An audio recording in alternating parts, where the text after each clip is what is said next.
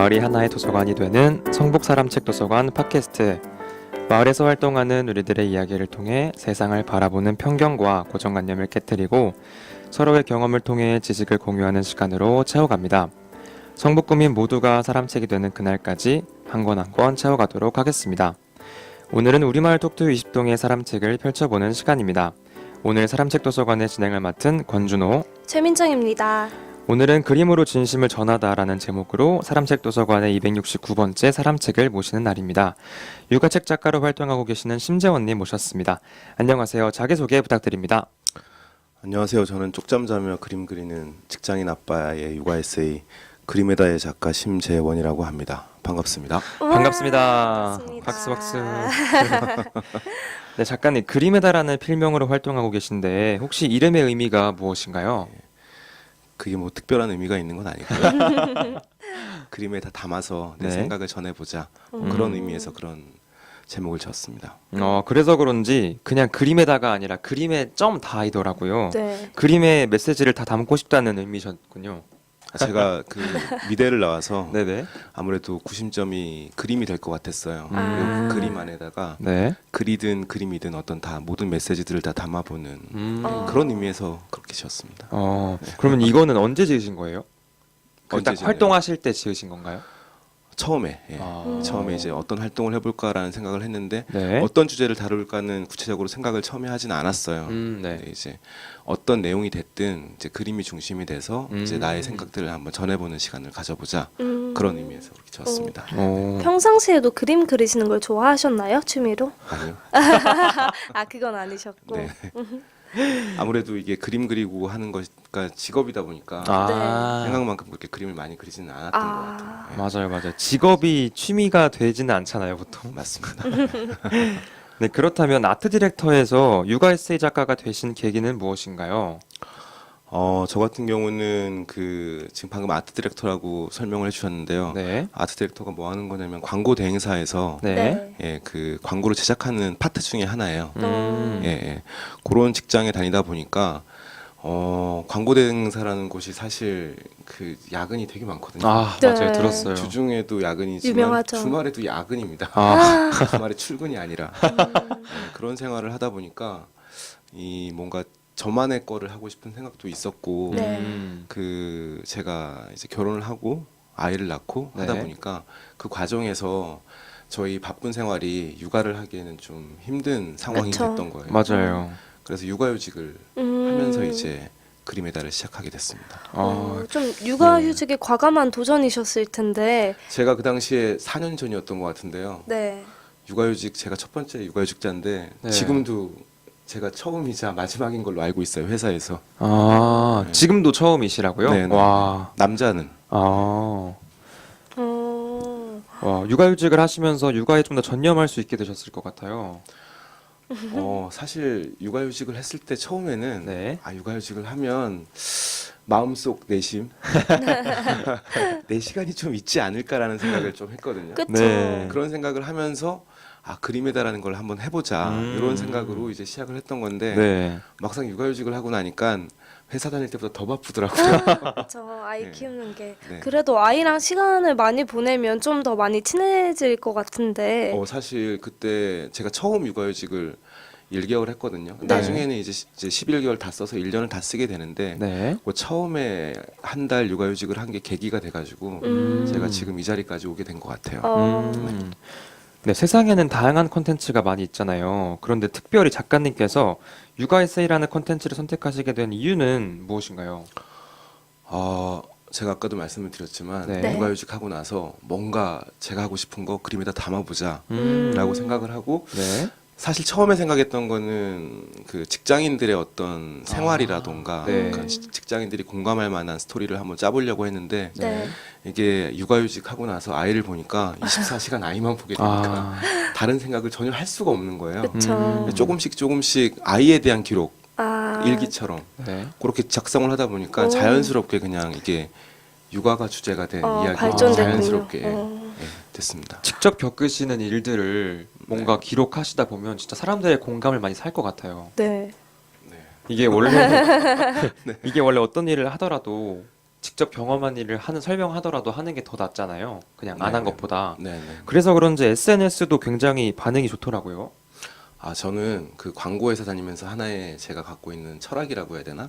네. 제가 광고라는 게 사실 아이디어를 내는 거거든요. 네. 그렇죠. 저도 이제 그런 쪽에 일을 했었는데 아이디어를 내다 보면은 정말 제가 현실감 있게 실제로 사용을 한 제품을 인사이트를 그대로 얘기를 했을 때가 네. 되게 소비자들이 공감을 많이 해주고 그런 네. 광고가 임팩트가 더 있었다는 생각이 많이 들어요. 아. 반대로 얘기하면은 네. 내가 어떤 제품을 예를 들어서 여성 네. 제품이라고 한다고 하면 제가 그걸 모르는데 그걸 해가지고 막 이제 거기에 대한 아이디어를 냈을 때는 만약 네. 그게 채택이 돼서 나가면 네. 그럴 경우에는 별로 재미없는 광고가 만들어질 아. 가능성이 크더라고요. 네. 그런 관점에서 생각을 해본다고 하면 저는 이제 제 철학이라고 말씀드린 게 어떻게 할까요? 가까이? 예. 그 실제 제가 경험을 하고 있는 것들에 대해서 네. 제가 이야기를 하는 게 여과 없이 이야기를 하는 게 그걸 받아들이는 타겟들이 가장 공감을 하고 네. 가장 힐링을 얻을 수 있는 방법이지 않을까. 음. 그래서 소재 자체를 막 너무 멀리서 찾은 게 아니라 네. 실제 제가 육아를 하고 있으니까 다 그냥 자연스럽게 네. 육아에서 그 소재들을 자연스럽게 발췌해서 그걸 이제 사람들하고 이야기를 하기 시작하게 된 거죠. 네, 그리고 육아를 하시고 계시는 분들이 많아가지고 그런 공감대도 더 잘 이끌어내셨던 것 같아요. 네, 육아하는 공감. 사람 많죠. 네. 진짜. 그래가지고 더 네. 좋았던 것 같네요. 그 포인트보다는 네. 제가 봤을 때는 육아에 대해서 이야기하시는 분들이 사실 많잖아요. 네. 많은데 대부분 전문가이거나 아. 대부분 어머님들이에요. 아, 맞아요. 예, 네. 아빠가 그런 이야기를 하는 지금은 이제 아빠가 그런 이야기를 하는 경우가 꽤 있긴 한데 네. 4년 전만 해도 하더라도, 그런 네. 걸 이야기하는 사람이 거의 없었다고 보시면 그쵸. 됩니다. 맞아요. 저도 이제 뭐 그런 걸 딱 특화해서 아빠가 이야기하면 좋지 않을까라고 해서 한 건 아니지만 예, 그런 건 아니지만 네. 예, 그런 이유 때문에 이제 어머님들이 아빠가 이런 얘기를 해주니까 되게 고맙네 아. 이런 포인트가 있었던 것 같습니다. 아, 네, 진짜 좀 더 다른 포인트로 접근하셔가지고 네, 그런 것 좀 같아요. 더 반응이 좋았던 것 같네요. 제가 주변 사람들한테 심지현 작가님에 대해서 얘기를 좀 했어요. 인터뷰를 한 다음에. 근데 주변 분들은 육아하시지 않는 분들 아니에요? 아니, 근데 그래도 저희 부모님이나 아, 이제 예. 육아를 하셨던 분들께 그 말씀을 드렸는데 되게 4년 전에 그런 생각을 하신다는 게 어려운데 상당히 멋있다라는 말씀을 하시더라고요. 아, 저도 거기에 동감을 네, 합니다. 감사합니다. 칭찬 타임인가요? 그럼 지금까지 출간하신 책은 총 몇 권인가요? 공식적으로는 3권 출간했어요. 예, 뭐 천천히 네. 크렴이라는 책이 처음에 나왔었고요. 네. 그리고 이제 제가 그거 천천히 크렴 책 편 이후에 네. 핀란드를 갔다 오게 되거든요. 가족이 다 함께. 음. 예, 그때 이제 똑똑똑 핀란드 육아라는 책을 냈고, 네.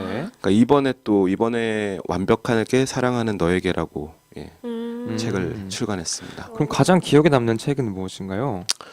뭐 다 기억에 남는 포인트들이 있긴 한데 네. 그 중에서도 이제 이번에 완벽하게 사랑하는 너에게 음. 이 책이 좀 많이 기억에 남는 것 같습니다. 그 책은 어떤 내용인지 간단하게 소개해 주세요.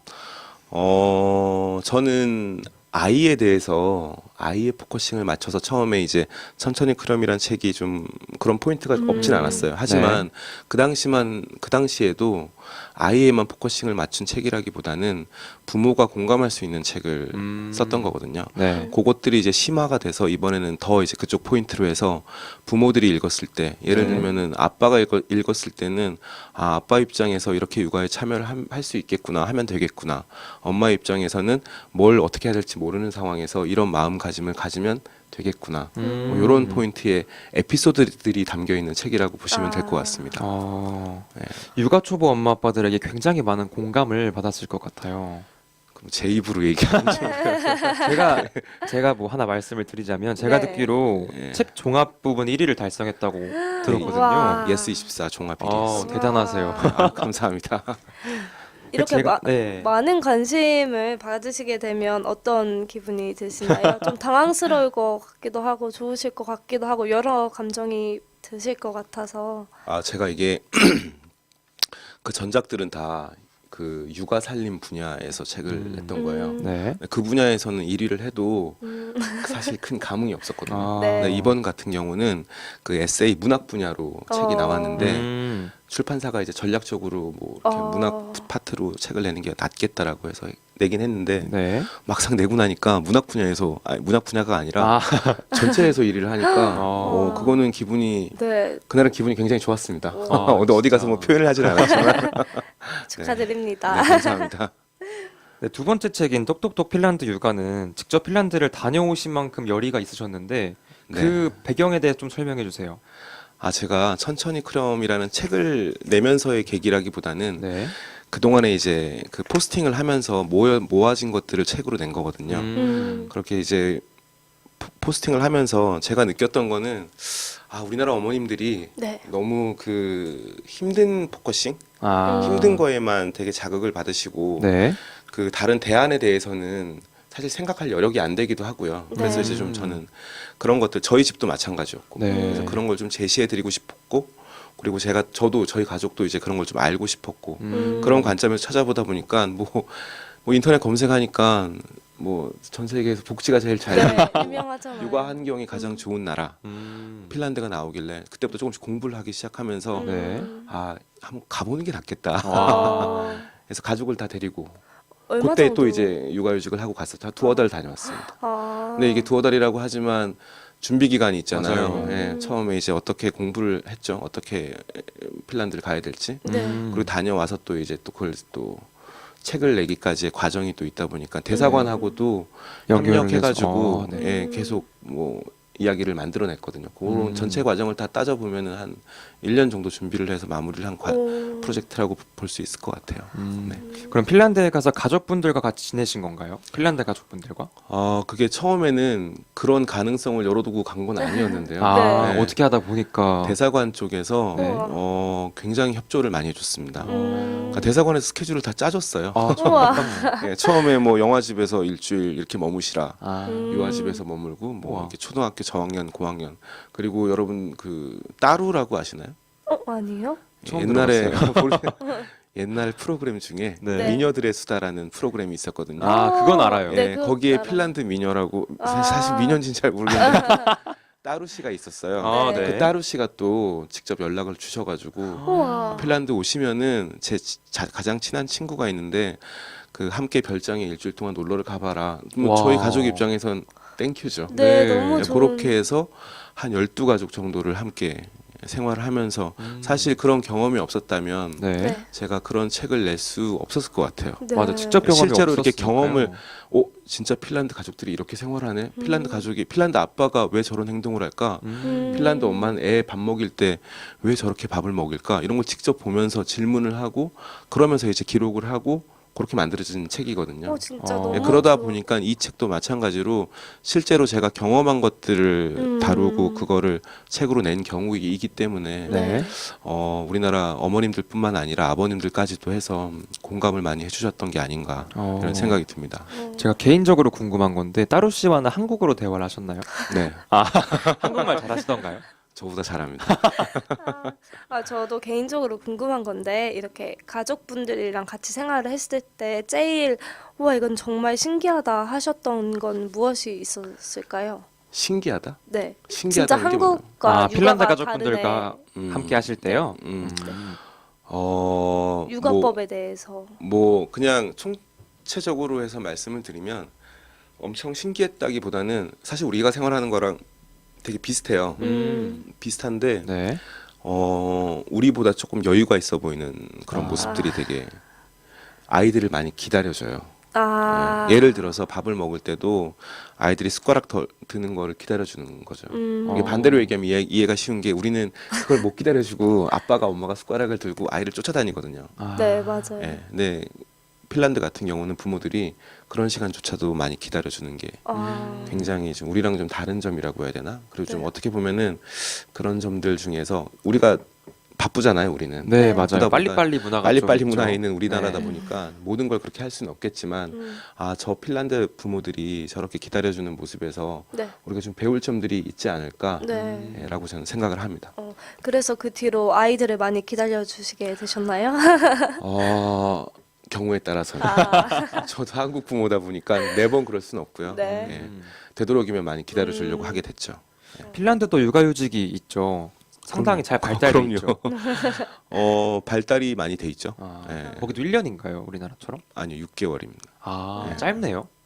대신에 3, 4개월까지인가? 지금 거기도 법이 계속 바뀌기 때문에 네네. 그 당시는 제 기억으로는 육아휴직 급여가 100% 나와요. 아, 그러니까 우리는 100%요? 100%가 나오는 게 아니라 네. 지금 우리나라도 육아휴직 제도가 계속 바뀌고 있는 과정이긴 하지만 4년 네. 전에는 어땠냐면 1년 동안 육아휴직을 한다고 하면 네. 그 한 달에 한 80만 원에서 100만 원 정도가 국가랑 회사에서 이렇게 딱 합산 금액이 아. 그 정도 금액이 나오니까 네. 그 외벌이 같은 경우는 그 돈을 가지고 네. 아, 한 달 뻑뻑할 수 유지비를 있어요. 할 수가 없죠. 네, 맞아요. 그렇죠. 네. 갑자기 이제 그런 면에서 보면은 좀 핀란드 장단점이 있는 것 같긴 한데 음. 핀란드의 육아휴직 제도가 네. 그때는 좀 더 제가 봤을 땐 좋았던 것 같기도 하고 네.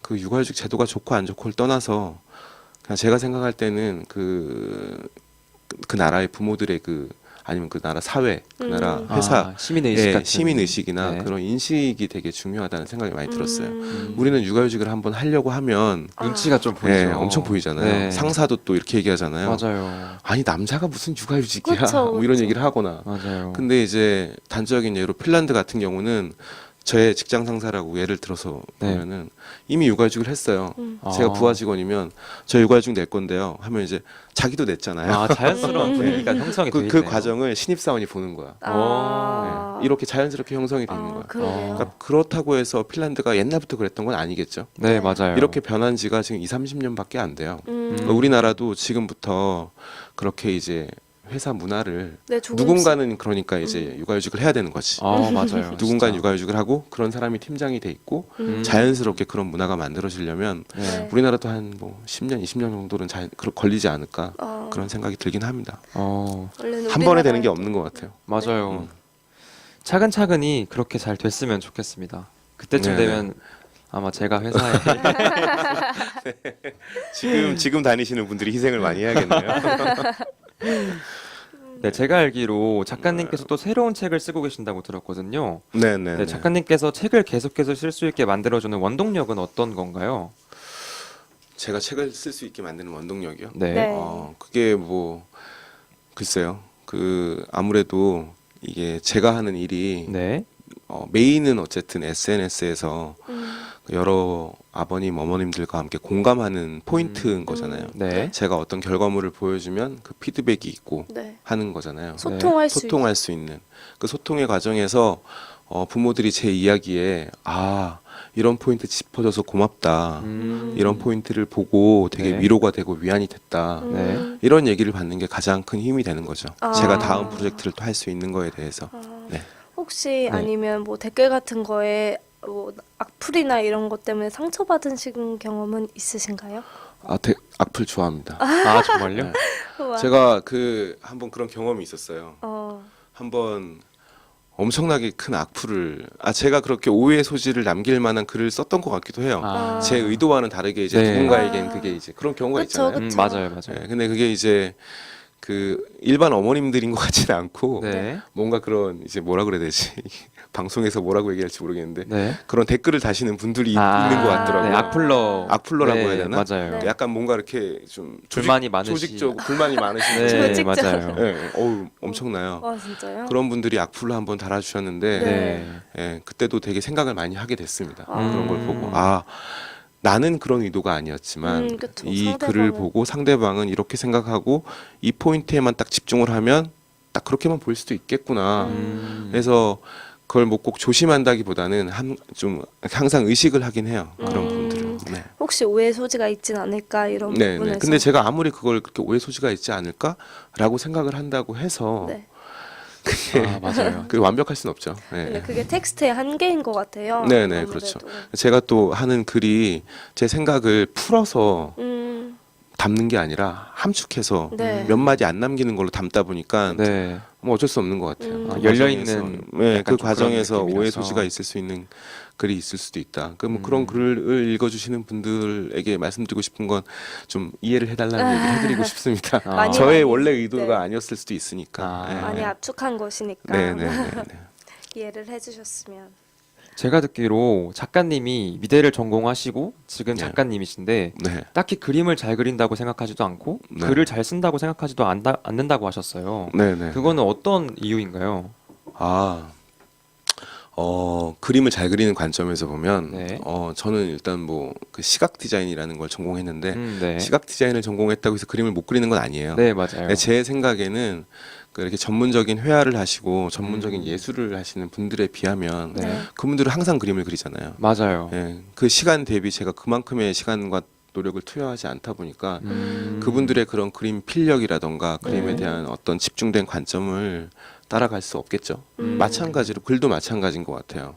그 이렇게 시를 쓰시는 분들이나 네. 소설, 에세이, 뭐 여러 가지 다양한 문학이나 다양한 글을 쓰시는 분들, 자기 분야에 대해서 엄청나게 그 노력들을 많이 하시잖아요. 맞아요. 그리고 그 문장들을 보면 저도 뭐 글을 많이 안 보는 스타일은 아니라서 보면 네. 그 유려함과 그런 거를 제가 따라갈 수가 없다는 걸 알았습니다. 근데 이제 그렇게 생각하면은 저는 글도 잘 못 쓰고 그분들에 비해서 그림도 잘 못 그린다고 결론 지을 수도 있지만 네.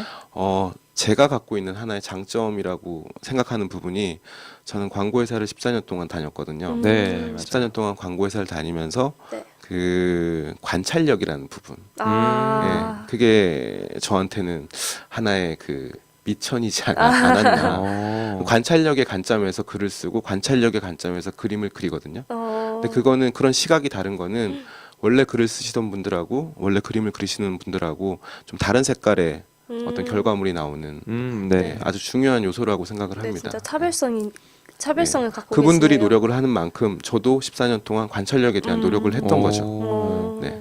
그렇게 생각할 그- 수 있을 것 같아요. 그게 바로 작가님만의 영역이네요. 뭐 그렇게 전 주장을 하는 바입니다. 네, 저희가 그러면 더 깊게 들어가기 전에 네. 음악을 하나 듣고 올 텐데요. 네. 음악 하나만 추천해 주세요.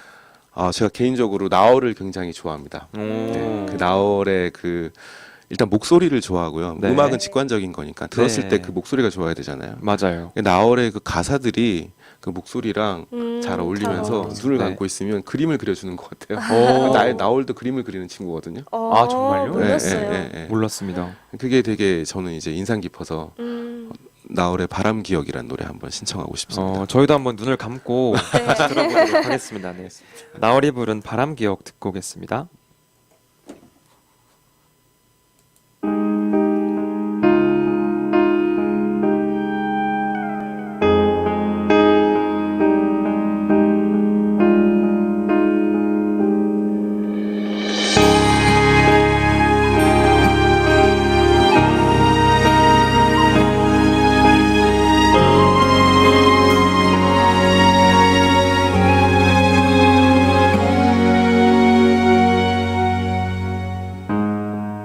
바람 불어와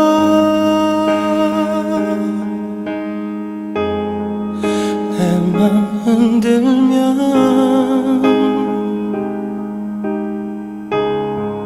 지나간 세월에 두 눈을 감아본다.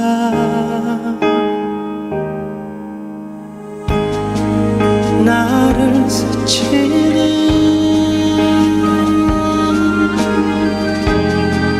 고요한 떨림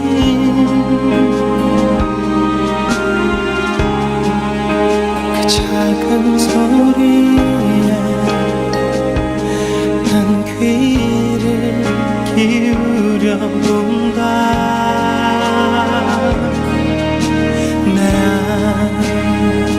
내 숨쉬는 커버린 삶의 조각들이 날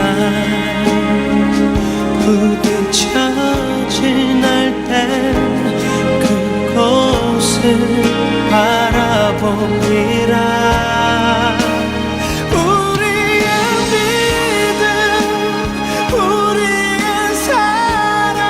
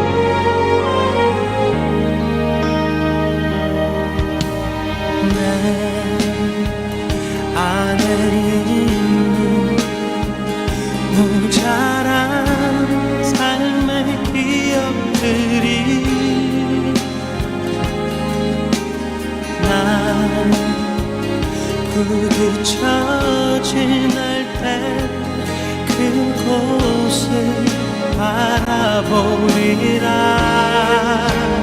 우리의 믿음 우리의 사랑 그 영원한 약속들을 나 주어간다면 힘차게 걸으리라 우리의 만남 우리의 이별 그 바라진 기억에 나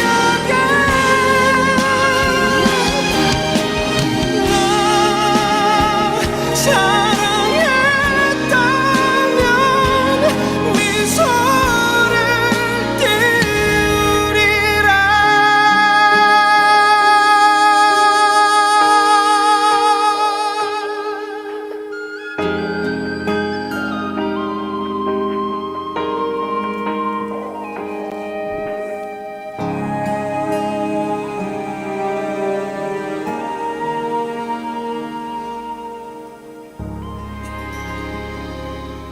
네, 지금까지 들으셨던 곡은 나을이 부른 바람기억이었습니다. 눈을 감아보려고 했는데요. 눈을 감지 못했지만 뭔가 좀 그림이 그려지는 것 같긴 했어요. 네. 마음이 굉장히 안정이 되고 네, 네, 좋은 노래네요. 좋은 노래입니다. 네, 그럼 질문으로 넘어가서요. 네. 작가님이 책을 쓰시면서 가장 기억에 남았던 에피소드가 무엇인가요? 뭐 모든 에피소드들이 다 기억에 남을 에피소드리라고 생각을 하긴 하는데 네. 그 중에서도 제가 그 전에 집에서 스파게티를 먹고 있는데 네. 네, 그 아들한테 제 그릇에 담아서 저도 이제 스파게티를 먹으려고 음. 식탁으로 가고 있던 상황이었어요. 네. 그 상황에서 의자에 앉아 있는 아들을 보니까 네. 아직 저는 그게 보이더라고요. 발이 아직 땅에 안 닿아 있는 모습. 보통은 스파게티를 먹는 모습에 집중하잖아요. 스파게티를 먹고 막 난잡해지고 네, 맞아요. 지저분하고 이런 상황에 묻히고 대한 막 네. 이야기를 할 수도 있을 것 같은데 저는 그 다리가 보였습니다. 어. 근데 이제 그런 다리를 보면서 어떤 생각이 들었냐면 네. 저 발이 닿으면 언젠가 이제 저하고 식사할 일이 많진 않겠지라고 오. 해서 저는 제목을 문득 그리움이라고 해서 와. 이런 장면을 보면서 네. 우리가 그립다고 하는구나 뭐 그런 음. 생각을 하게 됐던 에피소드가 기억에 남아요. 문득 그리움. 네. 네. 진짜. 스파게티를 먹는 모습을 보시면서 문득 그리움이라는 제목이 네. 정말 이거 아까 말씀하신 대로 광고 회사에서의 14년이 굉장히 많은 도움이 되신 것 같아요. 제가 사실 광고 회사를 그렇게 좋아하진 않습니다. 너무 야근을 많이 시키고 저희들끼리 하니까. 비밀을 예, 이걸로. 그리고 막 너무 경쟁이 치열하고 네. 네. 그런 데서 14년을 살았기 때문에 음. 늘 긴장감의 연속이었고 맞아요. 그러다 보니까 이게 사실 아이가 생기기 전에도 아내와의 결혼 생활이 원만하진 않았던 거. 아내가 아내의 이해심이 없었다면 네. 결혼 생활이 힘들었을 유지가 것 같아요. 되기가 힘들었던 것 같아요. 그러니까 아, 그런 생활을 하다 보니까 네. 어떤 생활적인 측면에서 보면 광고 회사가 그렇게 좋은 점수를 받을 수는 없을 것 같긴 한데요. 저도 이제 지나고 나서 네. 개인적으로 돌이켜 생각을 해보면 그랬음에도 불구하고 광고를 했다는 거에 대해서 감사를 하는 부분이 있죠. 이게 이제 매번 치열하게 저도 광고라는 게 네. 제품을 받아서 그 제품에 대한 PR을 해주고 네. 이제 포장을 해서 메시지를 전해서 이 상품이 잘 팔리게 하는 게 어떻게 보면 궁극적인 목적인 거잖아요. 네. 그러다 보니까 여러 가지 다양한 제품들을 굉장히 많이 했어요. 음. 이동통신에 관한, 뭐 게임에 관한, 뭐 스포츠웨어에 관한, 건설 회사에 관한, 특히나 저 같은 경우는 자동차를 많이 했고요. 이게 어떤 제품은 제가 좋아하는 제품을 했던 부분이 있고 어떤 네. 거는 제가 잘 모르는 제품을 했던 경우도 있는데 어쨌거나 네. 잘 모르건 잘 알건 이 제품을 외관서부터 속내까지 다 공부를 하고 다 들여다보고 그리고 그 안에서 정말로 소비자들이 원하는 메시지가 뭘까 네. 이걸 뽑는 작업을 14년 동안 했거든요. 아. 그러다 보니까 자연스럽게 관찰력이 좋아졌다기보다는 일반인들이 보는 시선과 제가 보는 시선이 다르다. 조금은 다를 수 있을 거라는 생각이 좀 들긴 합니다. 어떻게 보면 일종의 훈련 같은 거네요. 뭐 알게 모르게 훈련을 했네요. 네, 저도 광고 쪽을 살짝 배웠었거든요. 그래서 어. 공모전을 많이 나가봤었는데 공모전. 네, 그럴 때마다 저도 모르게 막 물건 보고 있으면 저건 어떻게 PR 할까를 생각하고 있더라고요. 어. 그죠. 그 순간순간 직업병이 예, 생기더라고요. 생겨요. 예. 저는 공모전만 했는데도 생겼는데. 그 직업이 되면 어떻겠어요. 아, 와, 그럴 14년 것 동안 같아요. 진짜 직업. 그러면 가장 기억에 남는 광고 혹시 있으세요? 제가 만든 광고 중에 특별히 기억에 남는 광고는 없는 것 같아요. 아, 그 아무래도 자동차 광고. 네. 아. 그 2년 전에 K5란 기아의 아, 자동차 네, 네, 맞아요. 네, 네. 그 런칭 작업을 제가 했었거든요. 아, 그때 아이디어를 뭘 냈냐면 네. 이게 좀 뭔가 부상하고 네. 약간 비상하는 느낌의 그런 컨셉이었어요. 네. 그래서 정말 단순한 아이디어였습니다. 음. 화면을 틀어서 네. 아. 아, 차가 이렇게 달리는 걸 화면을 90도 틀면 어떻게 되겠어요? 차가 하늘로 올라가죠. 네. 아. 그걸로 그냥 15초 광고를 다 떼어보자. 좀 임팩트가 있지 않을까? 오. 예, 비상하는 느낌이 네. 들잖아요.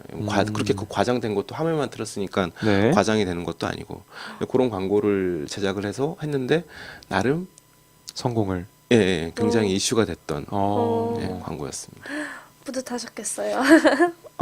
그럴 땐 뿌듯하긴 하죠. 네, 근데 저도 교수님께서 광고 회사 너무 힘들다, 막 하지 말라, 막 이런 말 되게 많이 하셨는데, 하시면서 직접적으로 일을 그만두셔야겠다고 생각하신 계기는 어떤 건가요?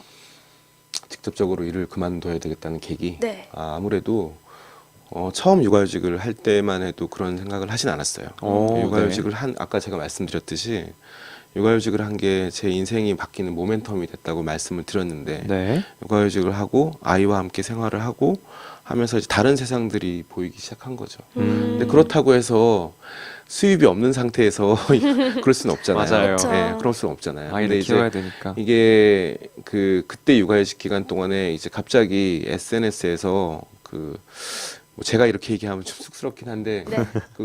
저는 페이스북에서 시작을 했거든요. 아. 근데 갑자기 폭발적으로 이 팔로워가 엄청나게 늘어난 거예요. 갑자기요? 몇 개월 만에 몇만 명이 됐어요. 맞아요. 그런 걸 보고 이제 그것만 본다고 해서 제가 그런 생각을 한 건 아니고요. 네. 이제 그렇게 팔로워가 이게 순차적으로 팔로워가 또 많아지고 하니까 네. 이제 같이 하고 싶어하는 기업이라던가 공사 이런 데서 이제 같이 콜라보레이션 같은 걸 하자. 네. 라고 해서 그런 것들 조금씩 하고 네. 책을 내고 강연이 조금씩 들어오면서 강연도 하고 하다 보니까 뭐라 괜찮네. 이런 생각이 들면서 이렇게 생활을 해도 네. 네. 먹고 사는 데는 좀 지장이 없을 수도 있겠다. 앞으로 이런 활동들을 계속 한다고 하면 네. 그런 생각들을 이제 그때 조금 하게 됐던 거고 네. 나중에 이제 11개월 육아휴직하고 핀란드 네. 다녀오면서는 핀란드 다녀와서 복직했을 때 네. 그때는 생각이 완전히 이제 그만둬야겠다. 회사보다는 내 생활 챙기면서 이제 이렇게 생활하는 게 더 낫겠다라는 결론을 이제 그때 확실하게 내리게 된 거죠. 그렇다면 광고 회사에서는 밤을 새는 게 힘들다고 하잖아요. 그럼 네네. 책을 쓰는 데 있어서 힘든 점은 무엇인가요? 글쎄요. 광고 회사에서의 생활이 그렇게 힘든 부분이 있지만 네. 실제로 나와서 보면 그 생활이 더 안정적인 생활일 수도 있겠다는 반전이 또 있어요. 맞아요. 네, 반전이 있더라고요. 왜냐하면 이건 이렇게 장단점이 있는 것 같아요. 네. 저는 지금 제 일을 하는 거잖아요. 맞아요. 광고 회사는 협업입니다. 저 혼자 프로젝트를 운영하는 게 아니라 네. 거기에 딸려 있는 식구들이 되게 스태프들이랑 그쵸. 그게 되게 많거든요. 모델도 있죠. 음. 그다음에 촬영 감독, 감독님, 그다음에 카피라이터, 아트 디렉터, 크리에이티브 디렉터 되게 많아요. 네. 되게 많은데 반해서 저는 저 혼자 하기 때문에 장단점이 있는 게 음. 이쪽은 내가 아이디어를 냈어도 좀 묻히죠. 네, 묻히죠. 맞아요. 근데 여기서는 제가 1인 콘텐츠를 운영하면서는 제가 아이디어를 내면 그냥 제 거인 거죠. 대신에 단점은 제가 못했을 때도 제가 책임을 다 져야 된다는 맞아요. 그런 관점에서 보면은 책을 내는 부분에 있어서도 음. 부담이 되게 많은 것 같긴 합니다. 그럴 수 있겠네요, 진짜. 그리고 광고 회사 같은 경우에는 각자 맡은 부분이 있기 때문에 자기 일을 그 하는 부분만 거죠. 하면 되는데 그렇죠. 네, 작가님 같은 경우에는 책을 뭐 표지를 선택하는 거, 컨텐츠 뭐 이런 것도 다 혼자 선택해야 되니까 사실 도움을 안 받는 건 아니에요. 아, 책의 표지를 선택한다고 할 때는 네. 네. 그 이제 그 책 표지 디자이너가 있고요. 음. 전체적인 책을 구성하는 거나 이런 부분에서는 책을 함께 만드는 에디터와 협의를 하니까 도움을 받곤 하지만 네네. 그럼에도 불구하고 결정은 제가 하고 맞아요. 책임은 제가 져야 되는 부분이 더 그런 크다. 부분이 네. 더 클 아, 수 있겠네요. 책임을 진다는 게 굉장히 어떻게 보면 좀 무거운 단어잖아요. 그렇죠. 그럼 회사에서는 실수 같은 걸 조금 했을 때 티가 안 나나요? 티나요? 그러면 그래도 혼자 하시는 것보다는 좀 덜 난다라는 말씀이시죠? 그게 실수를 했을 때 그런 게 덜 나고 더 나고의 차이라기보다는 네. 회사에서 만약에 좀 실수를 했다고 하면 어떻게든 그걸 책임져야 되는 사람이 많아요. 그러니까 그쵸. 이제 다 도움을 받고 도움을 주고 음. 누군가 제가 아니라 다른 사람이 실수를 했어도 제가 네. 이제 그거를 뭔가 메꿔야 되는 부분이 있는 거고 그러니까 서로 도움을 주고 받는 부분이 크다 보니까 그런 부담이 덜한 반면에 네. 1인 컨텐츠를 운영하면은 그런 도움을 받고 하지만 그 비중이 되게 다르다. 네, 그런 말씀. 정말 장단점이 네. 있네요. 네, 있죠. 네. 근데 또 어떻게 보면 엄청난 단점이지만 어떻게 보면 엄청난 장점으로 이어질 수 있을 것 같아요. 맞아요. 정확하게 말씀하셨어요. 맞아요. 진짜 본인이 어떻게 네, 하냐에 네. 따라서 많이 바뀔 것 같아요. 그럼요. 네, 첫 이미지도 굉장히 중요할 것 같고요. 맞습니다. 제가 아까 잠깐 언급했던 작가님의 SNS를 염탐을 했는데요. 팔로워 수가 굉장히 많은데 네. 이런 뜨거운 관심을 받는 이유가 무엇이라고 생각하시나요? 그 제가 얘기한다고 하면 좀 그렇긴 한데 뭐 그런 포인트는 있을 것 같긴 해요. 제가 아까도 이런 말씀을 중간중간 드리긴 했던 것 같은데 네. 제가 갖고 있는 그 어떤 포인트라고 해야 되나 구심점은 네. 있는 그대로 표현을 하자. 있는 그대로의 메시지를 전하자. 네. 그 부분이 독자들이 봤을 때도 전 느껴진다고 생각을 합니다. 네. 뭔가 각색이 들어가고 뭔가 이게 좀 제 에피소드 같지 않은 이야기를 했을 때 네. 저도 어색하거든요.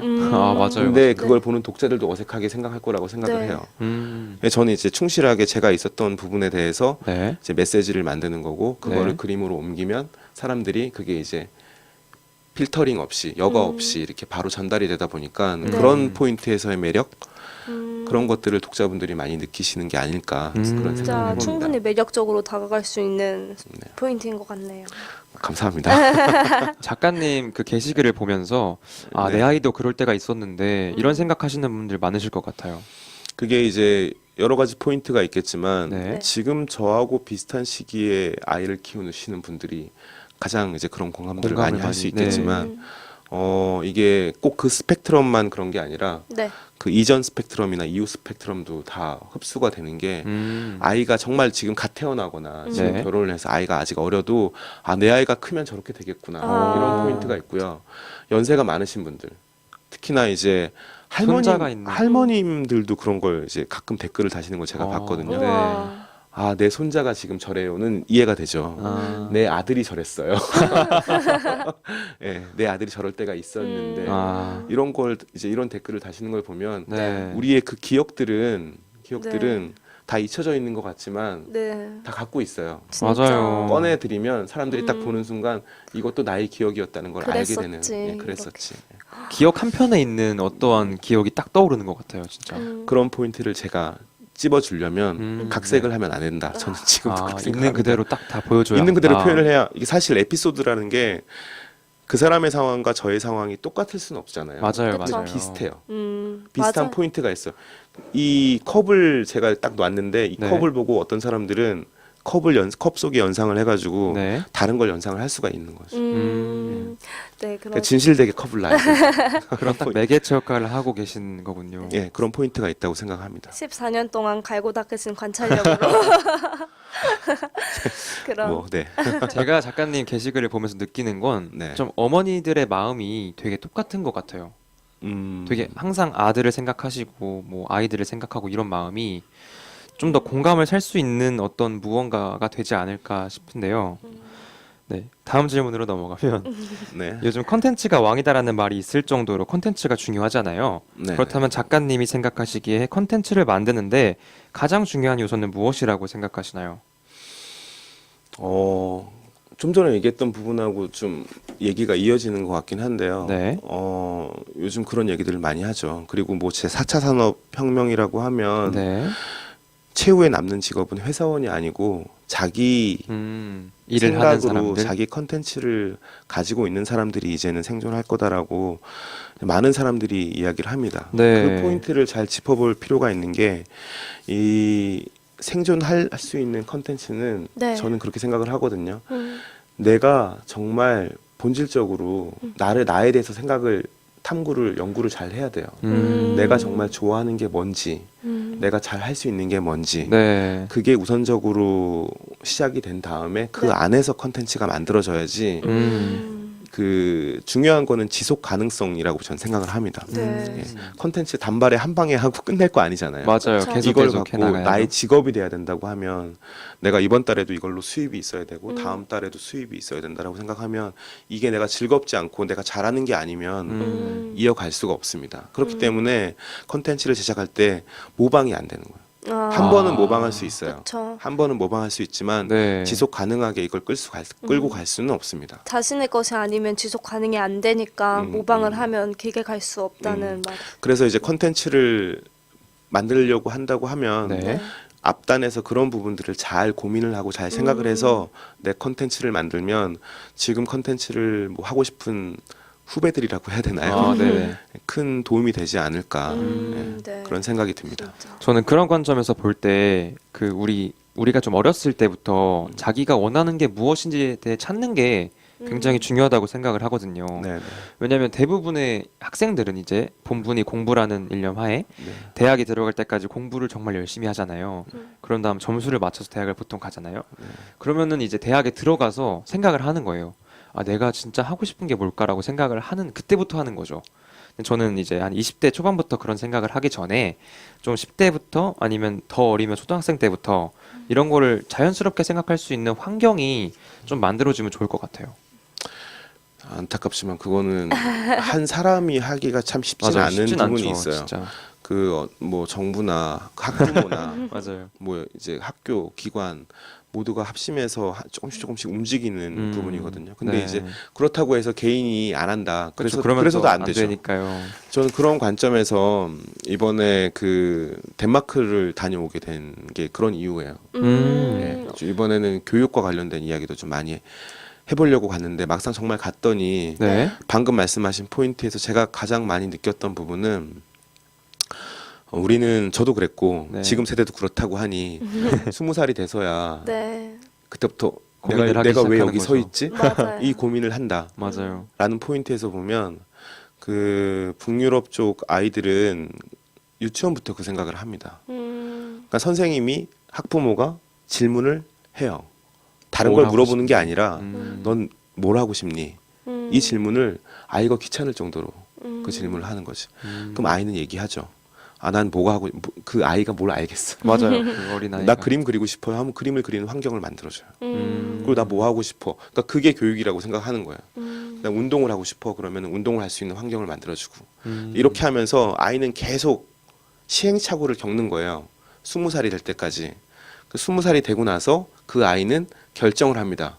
내가 그동안 이런 경험을 해봤더니 나는 요리사가 제일 맞는 것 같아. 그럼 그 결정에 대해서 학부모나 선생님이 굉장히 존중을 해줘요. 이 아이의 20년 동안의 노고에 대한 결론이잖아. 맞아요. 근데 이 아이가 난 요리사가 하고 싶은데 굳이 대학을 안 가도 될 것 같아. 이런 얘기를 하잖아요. 존중해 줍니다. 이 아이가 생각한 왜냐하면 그렇게 해서 현업에 바로 뛰어들어서 이 아이가 행복하기를 바라는 거예요. 예.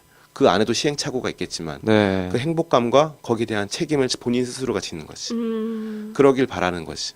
저는 그런 포인트는 좀 우리도 좀 알 네. 필요가 있는 것 같아요. 네. 20살부터 시작하는 거는 좀 늦는 것 같긴 너무 합니다. 늦는 것 같아요. 맞아요, 진짜. 저도 이제 직장을 다녔던 케이스지만 직장에서 아빠들이 고민하는 게 다 그거예요. 직장까지 와서도 네. 내가 왜 일을 하고 있지? 아. 그때까지도 계속 고민을 하고 있어요. 어, 하지만 네. 지금은 그 고민으로만 묶어놓을 수밖에 없는 이유는 처자식이 있고 하니까 맞아요. 그런 수입이 있어야 하고 네, 항상 네, 일정한. 네. 와, 제가 말씀을 들어보니까 좀 네. 장단점이 있는 것 같은데 뭔가 덴마크 학생들은 그 자기 신의 좀 일을 선택하는 대신에 책임감이 되게 강해야 될 것 같아요. 맞습니다. 그거에 대한 책임은 자기가 져야 될 것 같아요. 온전히. 네, 네. 그런 부분에 있어서는 덴마크가 행복 사회라고 하지만 네. 그런 면에 있어서는 아이들이 스트레스를 많이 받아요. 맞아요. 각자의 사회에 대한 저는 그런 장단점이- 것도 이번에 얘기를 해주려고 합니다. 어, 무조건적으로 행복한 네. 나라 이렇게 얘기를 하는 건 아닌 것 같아요. 그럼 지금 쓰고 계신 책이 앞으로의 계획이라고 연결될 수 있는데요. 지금 네. 쓰고 계신 책이 덴마크 교육과 관련된 책이라고 하셨죠? 뭐 전반적인 걸 좀 한번 얘기해 보려고 합니다. 그럼 덴마크 교육 관련 책 쓰시는 거 말고 다른 계획들은 혹시 있으세요? 단기적으로는 지금 제가 그 네이버에서 오디오 네. 클립 진행하고 있거든요. 아, 네, 그 오디오 클립도 네. 내년 한 중반기 정도면 이제 20회가 마무리가 돼서 그것도 이제 그것도 책으로 내려고 생각하고 있습니다. 사실 제가 어제 좀 시간이 있어서 작가님 오디오 클립을 한번 들어봤어요. 근데 네. 기억에 남는 게 좀 있더라고요. 첫 번째로 49대 51의 원칙. 이게 뭔지 되게 궁금했거든요. 네. 설명 좀 해주세요. 그 얘기는 뭐 제가 만든 얘기라기보다는 네. 그런 얘기가 없진 않아요. 아, 네. 네. 그 육아의 포인트에서 말씀을 드리면 네. 네. 힘들다고 생각하는 게 49, 육아가 정말 나에게 보람된 일이야라고 생각하는 게 51이라고 하면 네. 그게 왔다 갔다 하거든요. 네. 그럴 것 그게 사람 마음인 것 같아요. 예. 맞아요. 내 마음이 이쪽에 있느냐 저쪽에 있느냐는 네. 내가 어떻게 생각하느냐에 따라 달려 있는 부분이 있거든요. 음, 내가 어떻게 생각하느냐에 따라서 이 나의 생활이 다 달라 보이거든요. 맞아요. 저는 그런 포인트를 항상 생각했으면 좋겠다. 힘들 때는 음, 긍정적인 부분들을 그렇게 생각했으면 좋겠다. 그런 관점에서 어머님들하고 그런 얘기를 나눴습니다. 네. 작가님도 이런 원칙을 느끼신 적 있나요? 그럼요. 제가 그걸 느꼈기 때문에 그 얘기를 한 거죠. 맞아요. 맞네요. 네, 그다음 제가 좀 기억에 남는 사연이라고 해야 되나요? 그거는 그 제가 아까 전에 질문을 드리면서 어머니들의 마음이 똑같다고 말씀을 드렸는데 그 어머님과 이제 딸의 영상 통화하는 장면에서 그러니까 어머니가 할머니인 거예요, 이제. 그리고 딸이 엄마가 되고 이제 어머니의 그 엄마의 딸이 있는 상황인데 그러니까 할머니와 그 엄마와 손자가 같이 영상 통화를 하는 장면이에요. 네네. 그래서 손자가 좀 이렇게 손주가 재롱 같은 것도 피우고 할머니 앞에서 네. 그러다가 할머니가 한참 웃으시다가 하시는 말씀이 이제 우리 딸 얼굴 좀 보자 라고 하시는데 좀 울컥했어요, 솔직히. 그거 듣고. 그래가지고 진짜 어머니들의 마음이 다 똑같구나 네. 라는 생각을 했거든요. 네. 특히나 어머님들이 생각하는 어머니의 어머니는 또 범접할 수 없는 또 맞아요. 깊이가 있죠. 네. 제가 또 기억에 남는 그런 문구들이 굉장히 많은데 설명을 왜 이렇게 어렵게 하시나요? 이거는 이제 청취자분들이 직접 들으시면 더 좋을 아, 것 예. 같아서 여기까지만 네. 소개를 해드리도록 하고요. 네. 다음으로 이제 저희가 공통 질문만 남았습니다. 시간이 어느새 다 가서 네. 첫 번째 공통 질문은 추천하고 싶으신 책을 한 권 소개해 주시면 감사하겠습니다. 네. 저는 마음사전이라는 책을 마음 사전이요. 네네. 이 네. 책이 그 시인이 쓴 에세이예요. 음. 그 흔히들 그렇게 얘기를 해요. 시인들은 긴 글을 못 쓴다고. 네.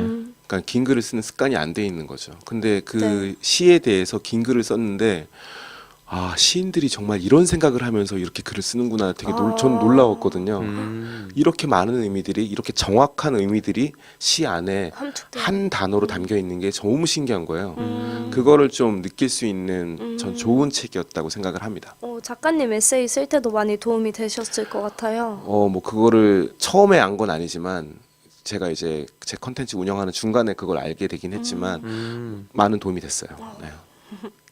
네, 그럼 마지막으로 이제 질문 하나가 남았어요. 네. 네, 네, 네. 오늘 나오신 소감이 어떠셨는지. 네. 오늘 나온 소감이요? 네. 재밌었습니다. 저희도 정말 시간 가는 줄 모르고 떠들었습니다. 그러네요. 시간이 네. 되게 빨리 간 네, 것 같네요. 재밌었어요, 진짜. 네, 네. 오늘 좋은 이야기 많이 들려주셔서 감사합니다. 저도 감사합니다. 감사합니다. 네. 네, 수고하셨습니다. 짧지 않은 시간 동안 많은 이야기 들려주신 심재원님께 다시 한번 감사의 말씀을 전합니다.